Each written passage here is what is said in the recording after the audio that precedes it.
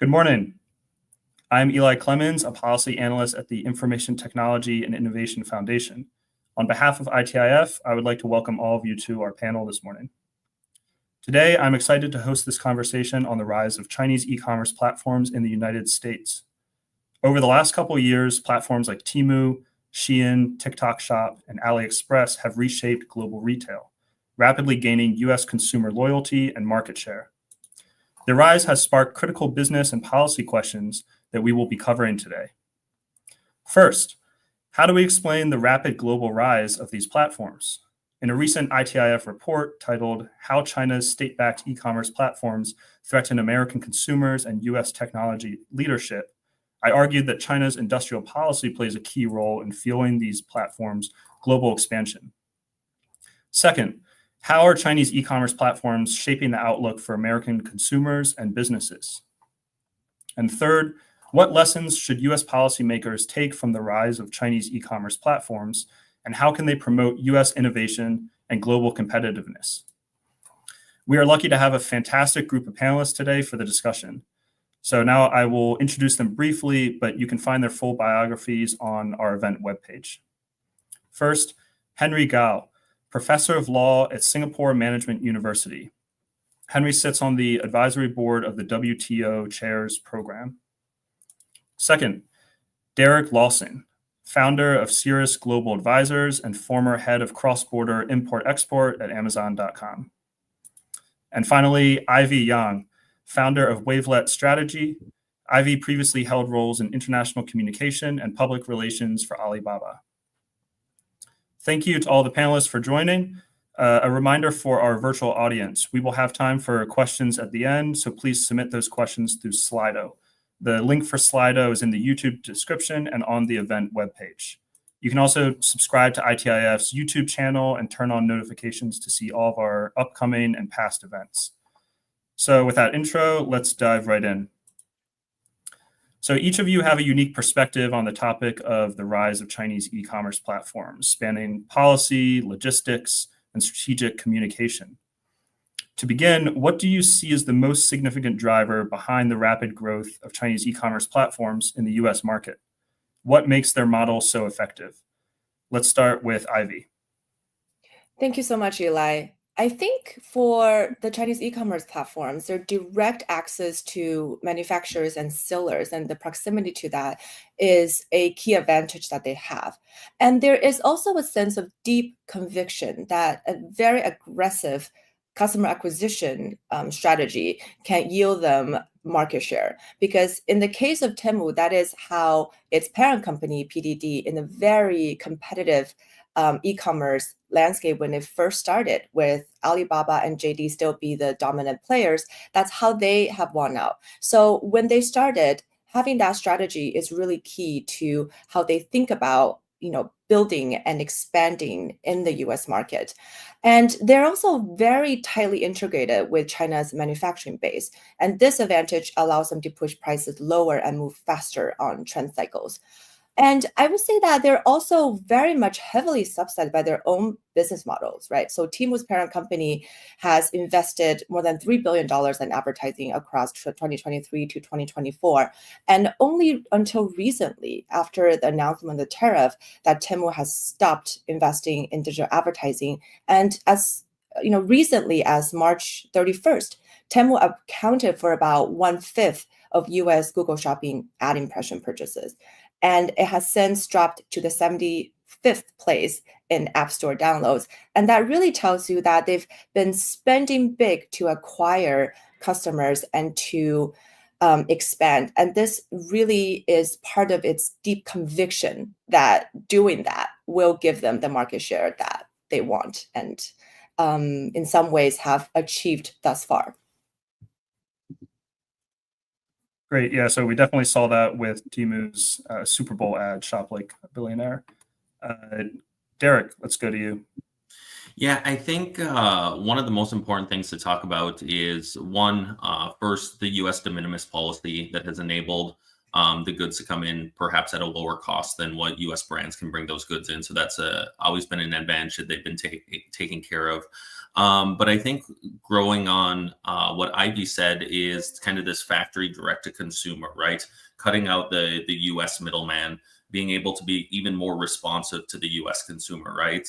You see that with many of the brands and how fast they can go from factory production to the US consumer, combined with creating the middle.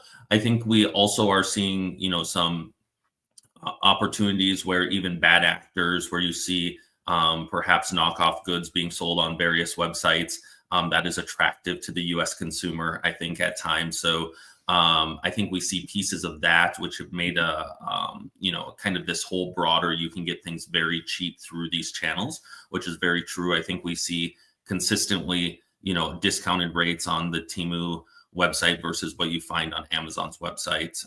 And perhaps some of that comes with lack of enforcement of the bad actors in those supply chains.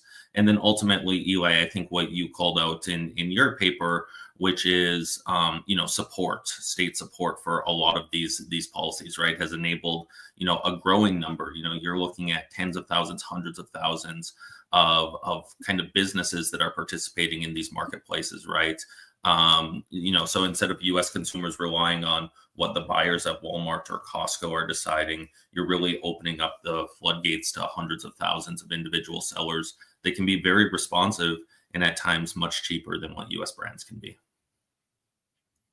Great. Thank you, Derek. And finally, Henry.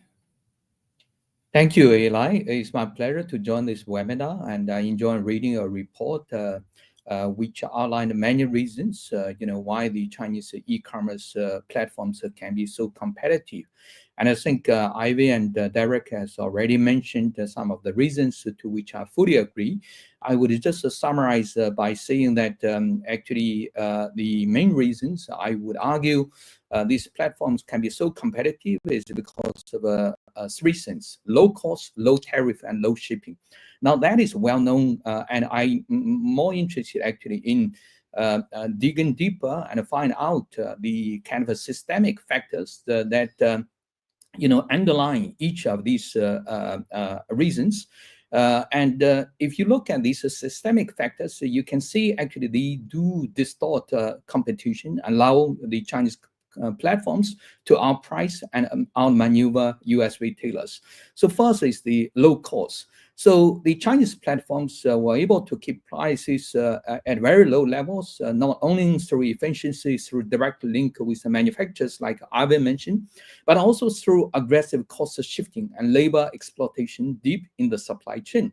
For example, many suppliers are squeezed quite hard. So some sellers actually report profit margins of only 50 cents to 1 renminbi per item. That's just 7 to 14 US cents per piece, far below sustainable levels.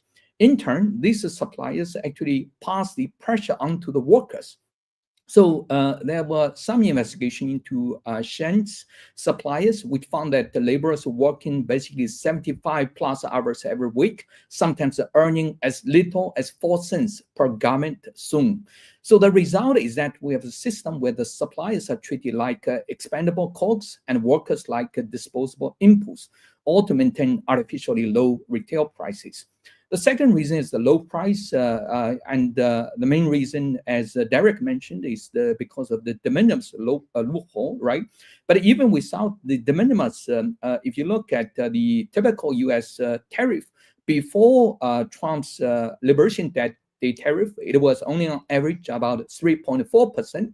So even at that level, if you have to pay the tariff, it's not very high, right? And de minimis further, remove even that very low tariff level. So in 2023, over 1 billion de minimis parcels actually entered the US. And that number basically skyrocketed alongside the rise of Temu and Shein. So this loophole give Chinese e-commerce platforms a tariff holiday that traditional retailers importing in bulk cannot access, distorting the competitive landscape. The last reason is low shipping costs. So if you look at international shipping costs for Chinese sellers, they are artificially low thanks to an outdated global postal framework and Chinese state subsidies. So under the rules of Universal Postal Union, China is still classified as a developing country, which means that it can be entitled to discounted international postal rates. As a result, we see some postal rates which basically don't make sense at all. For example, according to a study by the USPS in 2020, if you ship a 2-kilogram parcel from the US, from somewhere in the US to, let's say, South Carolina to New York, it would cost you $20. But if you were to ship the same parcel from China to the US, it would cost only you $5 because of the UPO's terminal dues favoring China. So if you add to that the state-supported logistic hubs in China's export zones, actually outlined, discussed in your report, you get a shipping infrastructure that is faster and cheaper than what US retailers can match. Together, low cost, low tariff, and low shipping aren't just pricing advantages. They are the outcome of a deeply strategic and highly asymmetrical system designed to overwhelm traditional competitors. Excellent. Thank you for that robust answer, Henry. So this is a good segue into the second question for our panel today, which really is derived from my report, where I was trying to elucidate these platforms are innovative, they are consumer forward, as Ivy pointed out. They also benefit from a lot of endogenous economic benefits, such as vertical integration that Ivy, you also touched upon, some of these global shipping and logistics benefits that Henry, you touched upon, as well as cheaper cost of labor and other economic advantages. If you put all of that aside, there's also government industrial policy, and that was really the focus of my report. So when we think about government industrial policy, how should we think about the boundary between industrial policy on one hand versus unfair advantages?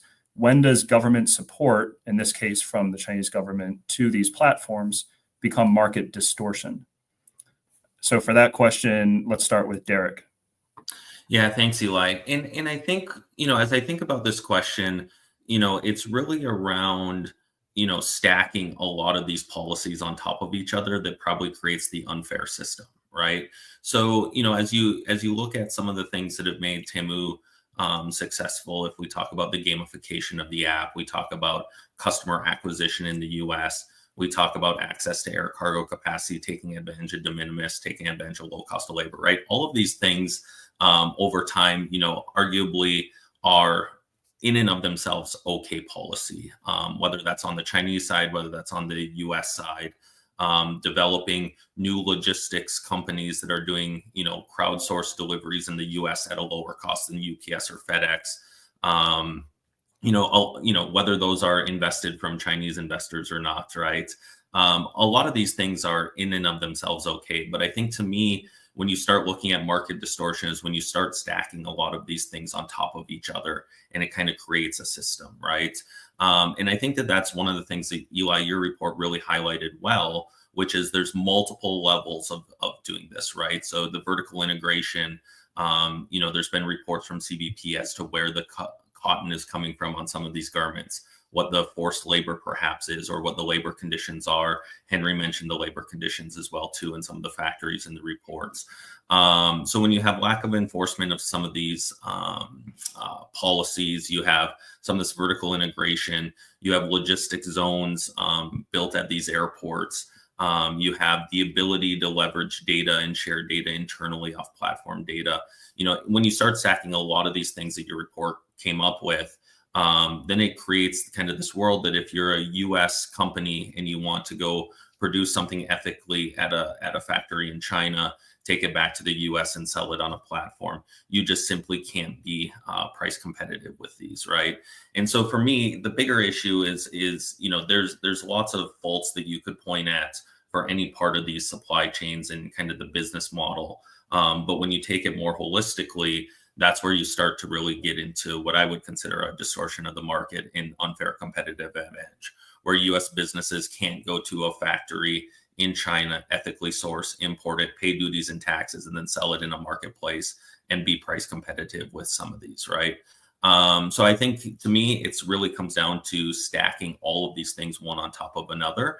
That when you look at it more holistically is when you probably start to run afoul of kind of fair competition with U.S. brands. Great, thanks, Derek. And just for listeners to have an example of what some of these policies look like, you mentioned zones at airports and airport logistics. I know you have a background in air shipping and cargo. Could you maybe just elaborate a little bit just to give viewers an example of what some of these benefits look like? Yeah, so in the last couple of years, we've really seen an explosion, really, of logistics parks around airports to support cross-border e-commerce by the both state governments within China, right? And so you see facilitation of customs clearance, you see facilitation of trucking, helping companies receive grants. There's a lot of different work that's being done. And although these are not specifically said, you must be a Chinese brand to, enjoy these benefits at this logistics park. In all reality, that's who we see taking advantage of these. You don't see international, whether that's European, Middle East, or American brands going in and building large facilities. So you see a number of kind of programs to help facilitate international e-commerce in these logistics parks. Again, customs clearance being one of them, subsidies. There's even things helping with IP data, et cetera, around these logistics parks. So they're really multifaceted encompassment of kind of supporting the China cross-border. Great, thanks, Derek. And Henry, let's go to you with the same question. How do you look at industrial policy and at what degree does it become market distortion?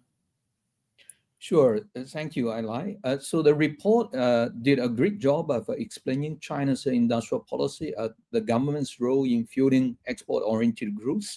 So I would skip most of that. I would only highlight a deeper structural problem beneath the policy layer, which is that many Chinese firms actually must export, not just because the state encourages it or provides subsidy, but because the domestic market simply doesn't pay.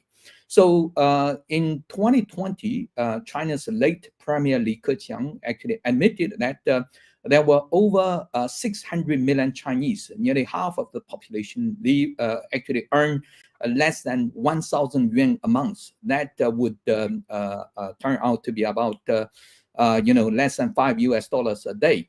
So if you deduct essentials like food, rent, and healthcare, discretionary spending is close to zero for hundreds of millions. And this isn't actually a failure of the Chinese system. I would argue actually it's a feature of the system. By keeping wages low, the state actually was able to maintain tight political control and channels the surplus labor into the manufacturing export complex. So in such an environment, the domestic consumption is not just weak, it's structurally suppressed. With limited consumer demand and a massive overcapacity, domestic markets are so hard for most of the sellers and manufacturers. So on platforms like Taobao, sellers frequently price goods at or below cost just to stay afloat. Once you factor in logistics and platform fees, most sellers barely break even unless they find a way to externalize costs. So this could be done either through state subsidy or cheap labor, as I mentioned earlier. And this race to the bottom creates a paradox. China has a huge market, but very little real consumer purchase power. So because of all these constraints, exporting becomes the only viable path for profitability and liquidity, because foreign consumers pay more and they pay much faster. In many cases, firms get paid upfront via platforms like Tmall or Amazon, unlike the months-long payment cycle common in China, or sometimes even several months. And the margins tend to be higher, especially when paired with tax rebates, because China has, this VAT rebates when you export, and this could be as high as 17%, which is, a very high margin for many sectors. Shipping subsidies and tariff loopholes, as I mentioned earlier, and exporting also avoids the brutal domestic pricing war, allowing firms to offload overproduction and earn hard currency. So in effect, exports are not just encouraged, they are a necessity for survival for many of the Chinese producers. It's not just about the selling abroad, it's also about escaping the limitations of the domestic economy, which are structured as such that there's no way that they could earn any profit. Thank you. Thanks, Henry. So overcapacity, definitely part of industrial policy strategy behind China's e-commerce strategy, both for platforms and for vendors. Ivy, would you like to add anything to that? I know that you've written on Chinese industrial policy in the past. I completely agree with Henry and Derek on their points. And also, I would just add that because of the involution within the domestic e-commerce landscape, that's part of the reason that they want to diversify out, because the domestic market is no longer able to support more players. So they have to find additional market to expand and to sell their goods. So I do think there's also from the business kind of perspective, they want to diversify so that they're not kind of stuck in a very, very competitive and cutthroat environment, and also very stagnant. And that are the dominant players that are controlling the markets, such as Alibaba, JD. So it's really hard for to be able to find new consumption demand. So I completely agree with Henry and Derek's points on those fronts. Great. Thanks, Ivy. So we're going to switch now to some individual questions. Let's start with one for Derek. So Derek, with your experience in cross-border logistics, how do Chinese platforms use logistics to their advantage in the United States? And how might changes to the de minimis exception affect this? So we had some recent reform to de minimis, where the de minimis exception for all goods from China will no longer apply. So Derek, if you could talk a little bit about that policy as well as logistics in the US. Yeah, first, let's talk about the de minimis policy, because, this is timely. On May 2nd, obviously, we're going to have a big change. There was actually a change that happened, and it was rolled back 4 days later. So they had tried to go a little bit more aggressively about this 2 months ago. They rolled it back. Now it's going again on May 2nd. We actually see the reduction of Chinese e-commerce being fairly significant coming up on May 2nd. So, my firm is looking at forecasting reductions in air cargo demand, which is obviously heavily reliant on China. IATA, the International Air Transportation Association, says as much as 50% of kind of China to US air cargo demand now is e-commerce. We see two things happening. One is de minimis going away. With de minimis going away, there's kind of this debate that says, if I'm importing a $5 item or a $6 item, and to Henry's point, some of the original duties or taxes on that could be, 3%, 5%, even 15%. It's not going to change the game.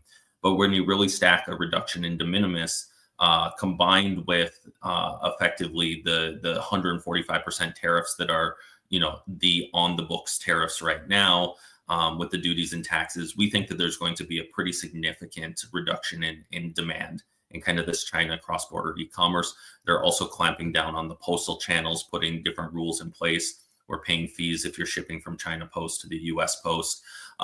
We think that the de minimis change combined with the tariffs at the current rates are going to have a very significant impact in volumes coming on May 2nd. My firm has forecasted over the next 3 years, we're going to see a $22 billion reduction in air cargo. That'll be globally. We have, dozens of aircraft tied to China to US that are coming in every single day that are going to have to be redeployed elsewhere in the world, whether that's China to Europe, China, Middle East, Australia, etc. Europe is also looking at potentially eliminating de minimis exemptions for kind of their country, citing many of the same reasons, things coming in that they don't know that are coming in. But ultimately, on top of kind of de minimis changing, which is obviously something we're monitoring, and it will probably equal the playing field for lots of brands that are bringing in retail via ocean freight, and paying the duties, taxes, and tariffs. I think we're also monitoring, the Chinese platforms and how they become so competitive in doing this. How can you sell a $25 order from China, fly it over to the US, and have it delivered? Henry mentioned the subsidies that were historically there through the UPU, the postal union, the International Postal Union, effectively, that it was cheaper to ship something from China to the US than it was within the US, right? So if you're an e-commerce brand into the US and you have to pay 3x or 4x the cost to ship something to a US consumer rather than if you were sitting in China, that's a problem that was partially addressed by the first Trump administration, wasn't fully addressed. But I think, scale has provided these folks, coming in de minimis, the customs clearance per parcel. Many times they're paying on a per parcel basis 10 cents maybe for the customs paperwork, because there's effectively none. It's kind of just green lighted through the customs channel. You see last mile delivery companies are using gig drivers that can go out, and they're paying gig drivers anywhere from $2 to $3 a parcel to deliver in major metropolitan areas. These are not full-time employees with health benefits. These are gig drivers that have their own Toyota Prius and doing this, right? But scale has allowed them to make that work and make people still sign up to do these deliveries in the US. So instead of paying UPS or FedEx, $6 or $8 or $9 for a package delivery, they're paying a gig driver, $2 for a delivery. So I think, several of these things, the logistics, the scale and just the size, coming in from China, talking about 1.5 million incremental packages a day over the last really 2.5 years. That's just the growth of the China e-commerce. That 1.5 has really given them synergies on cost related to final mile delivery, on customs, on buying air freight rates, et cetera. Great, thanks, Derek. That's really useful context, and we will be watching in May to see what the reform to de minimis exception means for these platforms and for the e-commerce sector as a whole. Henry, let's go to you next for an individual question. So you have expertise in international trade and trade law. So from that perspective, what does the rise of these platforms mean for international trade rules and for digital commerce norms? Thank you, Eli. It is true that the influx of cheap goods from China is good for U.S. consumers, but we have to remember that the consumers are also workers. To buy any product, people first need a job that pays a wage, and that's where the problem lies. The same cutthroat competition that delivers cheap clothes and gadgets also hollows out the domestic labor market in the importing country, especially for low-wage and middle-scale jobs. And this impact, I would argue, is not theoretical. There was this seminal 2016 paper, The China Shock, by economists Otto, Don, and Hansen. They actually estimated that the increase of Chinese import following China's WTO accession actually displaced between 2 to 2.4 million U.S. manufacturing jobs from 1999 to 2011. Industries like textiles, furniture, and electronics were hit hardest, with the economic fallout concentrated in the Rust Belt and across the Southeast. In other words, the same products that now fill the shelves of Walmart and all these online platforms may have once been made in North Carolina, in Ohio, or Michigan before production shifted to Guangdong or Zhejiang. These gains to the consumers have actually come at a steep cost to workers, many of whom have never fully recovered. So when people had decent jobs with decent wages, they would afford to buy quality goods, often made by their neighbors or even themselves. But the ecosystem has been dismantled. Now, with the entire industries hollowed out and wages stagnating, cheap goods are no longer a choice. They are actually a necessity for many consumers. The market is flooded with ultra low-cost products, not because that's what people want to buy, but because that is all they can afford. So here we see a vicious cycle. The destruction of good jobs created demand for cheap imports, and the flood of cheap imports make it even harder to rebuild good jobs. I will conclude by paraphrasing Karl Marx, who once said, "The workers become all the poorer, the more wealth he produces." Now we might see the American worker become all the poorer, the more wealth the even poorer Chinese worker produces. Thank you. Great. Thank you, Henry. And I would refer any listeners to refer to Henry's numerous academic articles looking at global trade, global law, and frequently e-commerce as well. So Henry, that's a good transition into the next question, which is going to dive deeper into the platforms. I think we've covered economic conditions and policy quite in depth. So we're going to now focus a little bit more on these platforms and what they mean for consumers as well as businesses, which you got a little into in your answer there, Henry. Before we do that, I'd like to remind all viewers to please, if you have any questions, please submit those via the Slido link. We should have time at the end for some questions. So for the next question, we're going to dive into the platforms. On the consumer experience side, Chinese platforms compete on price, as we've gone over, but also convenience and trend-driven products. Gamification has been mentioned, and some other areas of innovation that we've seen on these platforms. So how do these platforms impact US businesses and consumers, both positively and negatively? Let's start with Ivy. Oh, Ivy, I think you're on mute, sorry. It's certainly interesting times. In the past week, we saw that platforms, a very less known platform called DHgate has been rising in the ranks for really essentially selling a lot of luxury dupes on going viral on TikTok. And I think we have to get into a little bit of the American consumer psychology before we could discuss everything that is happening. Is that nothing unites American consumers when the prospect of not be able to access readily available goods on these platforms of affordable and variety of different choices that's available. Nothing unites us more. And American consumers are also not sitting idle ahead of higher expected prices. They're actively looking for alternatives. So this partially can explain why DHgate and even Taobao are really just rising in ranks in the App Store, because people are flooding to social feed and trying to how to further cut the middle level to try to still access their cheap goods through these different platforms.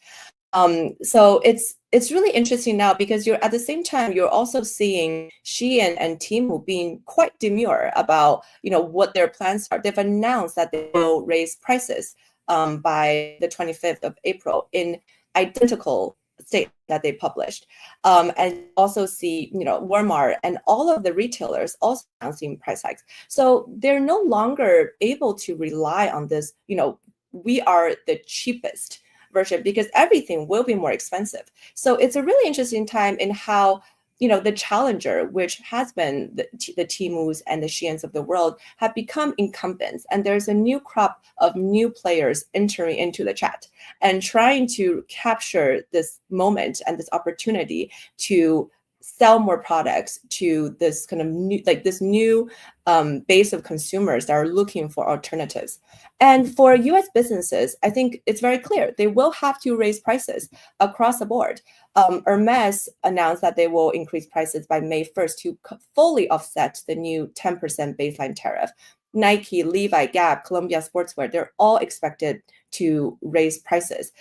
Because at the moment, even though the tariff is meant to, reshore a lot of manufacturing, but at the moment, that is not happening. Instead, they're globe hopping to countries with lower or temporarily suspended tariffs to try to kind of find that that gap in the opportunity to still be able to ship things cheaply and sell things cheaply. But that is a very temporary solution. And I think Derek actually had a really great post that you wrote on LinkedIn, which I thought was really interesting. It was about the impact of de minimis and the regulatory changes. And what will inevitably happen is that there will be increasing customer friction. And that is, the customers will now need to provide more data to Chinese platform. They have to go through some kind of declaration process on a B2C shipment. And that's not something that American consumers are used to. So from prices increasing and consumers have to adapt to a new reality, I think, we're just in a brave new world of the post tariff and post-de minimis reality. Great, thanks, Ivy. That covers a lot and definitely covers the consumer part of the question. Derek, let's go to you. I'm sure with your clients and what you're hearing from U.S. businesses and vendors, but also logistics companies, you might be able to answer how Chinese platforms impact U.S. businesses. Yeah, look, one of the things that the Chinese platforms have done really well is been responsive to the U.S. consumer, whether you see that on TikTok Shop, right? And, what's going viral today and getting that into the consumer's hands quickly. I think that has driven, U.S. businesses to look at speed, right? So this idea that, you make a purchase order, you wait 30 or 45 days for a factory to produce it, you move it to a CFS facility in China, ocean freight distribution into store, right? That might not be the way we can do that anymore. We've seen the growth of fast fashion, outside of even China e-commerce, we've seen the growth of fast fashion globally with some really successful European brands that have tried to move much faster. So I think one of the things that this has highlighted is the need for brands to be more responsive to consumers. And I think that trend will stay regardless of what happens with China e-commerce, what happens with Shein and the competitiveness of their products. I think that, that'll be a positive for the consumer, whether or not it comes from Shein or it comes from other US brands that are trying to be, more responsive to the trends. I think that we're trying to monitor several different things of how these brands adapt. Obviously, Temu and Shein have looked at diversifying their base of manufacturing. Obviously, these are very heavy China exposed companies right now, AliExpress and others, but you're starting to see production moving, in the apparel space into Turkey, into Bangladesh, and even some South American countries. So it will be interesting to monitor how fast these brands can actually go, right? What is the impact to GMV, to their revenues, and where does the logistics have to adapt from, right? There's a significant increase in demand right now out of Vietnam. On the ocean side of the business, people are trying to get things on the water in this kind of 90-day reprieve, right? So factories are at, full speed ahead. But to Ivy's point, maybe one thing that I want to reiterate is while the goal is reshoring, a lot of US manufacturing jobs, I think there's two things that we see from our clients. One is, the idea that the US is going to start sewing Nike shoes in the next 3 to 4 years, I think is false, right? So I think we do need to, be realistic as to what we're reshoring and how do tariffs and how do ultimately we think about what products are and what manufacturing we want back in the US. And then number two is moving to Vietnam, moving to Bangladesh, moving to other developing countries, India, where there is manufacturing. This is not something that can happen easily in the short term. This is a very long-term play. And so undoubtedly there's going to be price increases that are coming to the US consumer, which is a negative, right? As much as we would like to think that you can shift production from China to Vietnam and that's where it's going to be. When you look at a macro level, you just can't shift much, in a 3 month or 6 months. Costco might be able to go move a purchase order for, a select number of SKUs, but it really can't be moving all of its production. So undoubtedly, every retailer is going to be raising prices for US consumers. Great. Thanks, Derek. Very comprehensive answer. And you touched on an important question over the next couple months and beyond, which is as these platforms respond to tariffs from Liberation Day, de minimis, exception policy reform, we might start to see manufacturing and shipment hubs shift globally. Derek, you touched on the feasibility or infeasibility of that. Henry, let's go to you. Do you have a prediction for what this might look like with regard to offshoring some manufacturing or shipping hubs, as well as transshipment, either legal or illegal? Sure. Actually, this is related to a kind of a loophole that the first trade war failed to address, because the first trade war raising tariff to China, by 25%. So what many Chinese manufacturers did is that they choose to transship their products through third countries like Vietnam and Mexico. So you see actually China's exports, direct exports to the US reduce by a certain percentage, and then the exports from Vietnam to the US increase by exactly the same percentage. So that is definitely transshipment happening. So I think from what I understand, actually this will be addressed in this new trade war. So I published op-ed called the Art of a Trade Deal in Commonplace with the think tank American Compass last week, in which I actually discussed, how to address this issue. I would say that, when Trump is signing all these new trade deals with everybody else, so basically everybody other than China, he's going to put in a provision to not only to have aggressive enforcement against the transshipment practices, which we already see happening actually from the CBP as of last week. They basically ask the shippers to provide, strong proof of origin of the products. If they caught, the shippers in falsifying, the documents and so on, they could be subject to a penalty of up to 300%, from what I understand. So I would imagine that the US, as I mentioned in my op-ed, would want the other countries to have a similar systems in place to catch all these transshipment practices.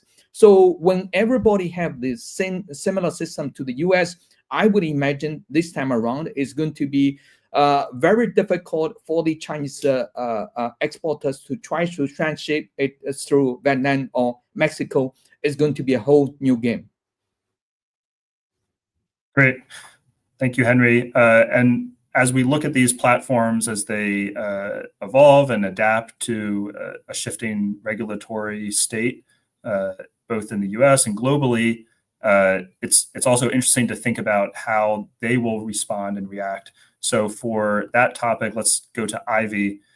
Public relations and reputation management are key for international platforms like Shein, Temu, TikTok Shop, AliExpress, DHgate, as you mentioned. So what role does PR play in shaping consumer perceptions, as well as addressing or trying to make light of regulatory scrutiny for these platforms? Yeah, I think these platforms have mostly focused on how to expand their businesses and to sell more things and to grow their GMV in the US market. So a lot of their content or PR strategy has been to drive more purchasing, more customer acquisition. So it really hasn't been focused on its own reputation. It's very much has been an afterthought. And currently, because we are living in a world where everything will likely be more expensive, so being cheap, it's no longer an identity that it could really rely on to define itself. And they are in the midst of what I would call identity crisis. For example, Temu has always prided itself on being the cheapest option, right? And then Shein, more trendy, but still cheap. So everything will be more expensive. So how do they define themselves? They've very much avoided direct media engagement. They've issued vague statements under pressure, and they really think that just growth will kind of get them out of their reputation risk. But being silent, it's no longer strategic in this point and forward. So let's look at specifically Shein, right? So Shein has been trying to go IPO for the longest time, but its inability or unwillingness to address the forced labor allegation and to clarify supply chain practices in real time has really caused a lot of credibility in Washington and with its investors. And Temu similarly has struggled with concerns about product safety, IP violation, data security. So they're both in the sense that they're competing with each other, and at times have been kind of ratting each other out in media, talking about the mistake that each other have done. They're actually kind of in the same camp in terms of their PR risks and their challenges that they're facing. So what could they do? I recently wrote a piece just about that. And I think at this moment, they need to define and tell their own stories, or else they're letting the critics set the tone, and often the facts too. So they need to stop relying on the dual narrative. This is a topic I've written a lot on, which is that a lot of the Chinese companies going global have come to say one thing in China or in Mandarin in the Chinese news and another in the US, and doing both poorly. And they often, as they're trying to distance themselves from China, both alienate the domestic stakeholders and have landed them in deep waters.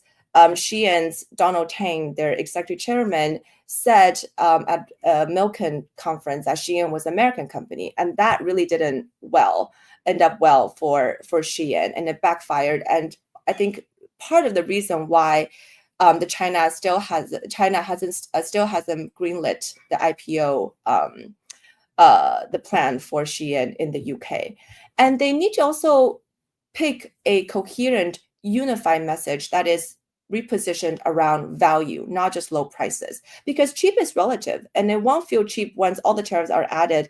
And instead, they should focus on that they're a value-based platform committed to improving. There are lots of gaps. They're working on them. It might sound simple, but they really haven't been very consistent in that messaging, and it's hurting them both in Washington and in Beijing. And a couple of other things is that they need to somehow convince its stakeholders, which is the shoppers and regulators, that they're not just the cheapest. They're here to offer value because they could still compete with the incumbents because they could iterate faster. They control the integration with Chinese manufacturing, and they could do these things in a more efficient way. And somehow they have to make that point so direct that the public will believe in that that's what they're doing. Because the broader lesson here is that they've been kind of elusive about what they stand for and what they say to the public, and being opaque hasn't really gotten them any goodwill. And now it's table stakes that they need to be proactive in their communication in order to operate in the US going forward. Great. That's a really great answer, Ivy. And I would recommend viewers to subscribe to Ivy's excellent Substack, Calling the Shots, where she recently posted about this topic and frequently comments on the PR angle. Ivy touched on product safety and some other topics that are going to be relevant for consumers. So Derek, let's start with you for a question about that. So Chinese platforms have a mixed track record when it comes to product safety as well as consumer satisfaction. At the end of the day, a lot of consumers are just going to care about the price and the speed at which they get goods.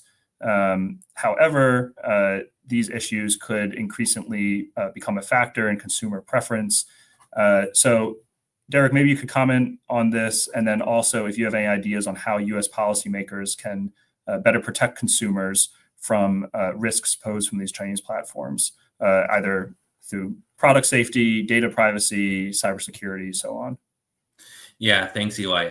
So I think, number one is the US, while it has the current administration has an America First agenda, I think the approach to this is really global and really getting the European, the Japanese on board with some of these enforcement issues, right?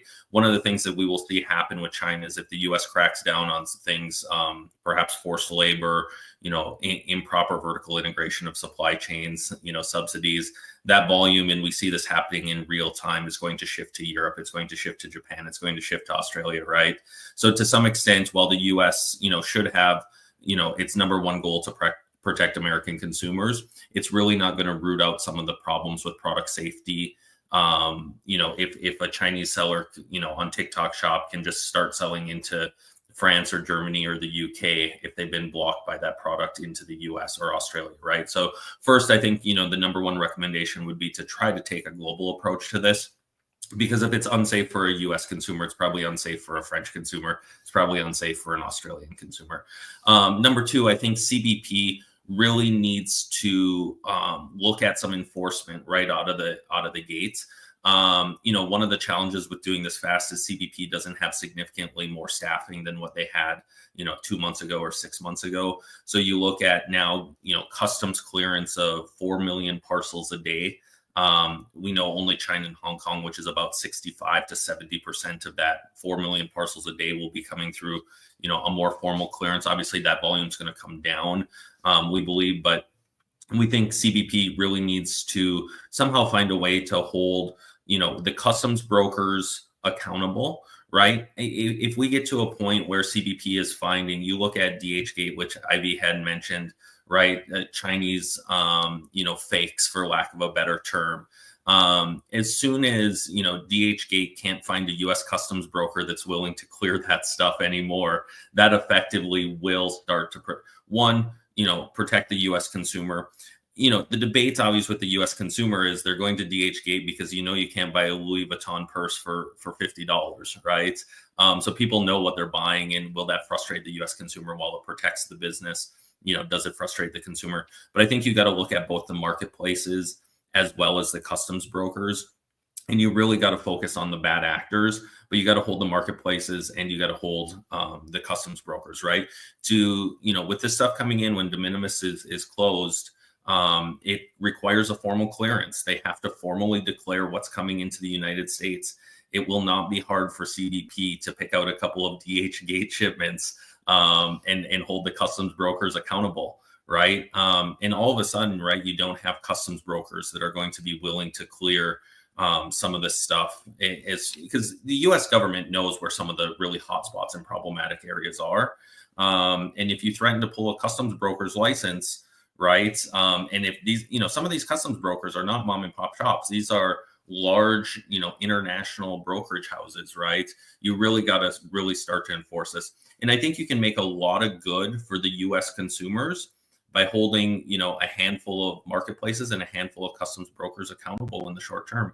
And I think they can really, turn the dial on this. I think the system's been so overwhelmed the last couple of years. It's been really hard to do this, but you got to focus on, like I said, going global. So, if the US fixes a problem with forced labor, it doesn't just take those cotton shirts and move them to the UK.